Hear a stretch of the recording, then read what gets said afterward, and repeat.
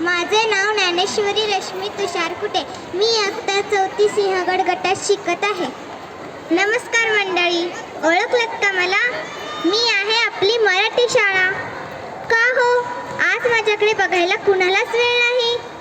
एकेकाळी माझी घंटा खणखणायची, मुलांच्या किलबिलाटाने माझी अंगणं भरून जायची.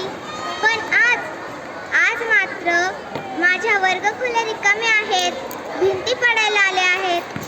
माझी ही अवस्था बघून तुम्हाला वाईट नाही का वाटत? सर्व पालकांना वाटतं की इंग्रजी बोललं म्हणजे मुलं हुशार झाली.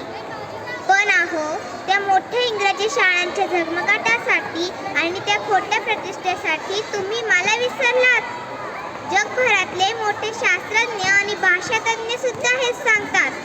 मुलांच्या बुद्धीचा खरा विकास त्यांच्या मातृभाषेतूनच होतो. लक्षात ठेवा, जर मी म्हणजे तुमची मराठी भाषा संपली तर तुमच्या मराठी शाळा सुद्धा संपली.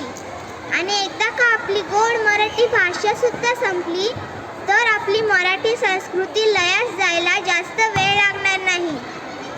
म्हणून मी हात जोडून एकच विनंती करते, त्या बाह्य झगमगाटाच्या मागे धावू नका.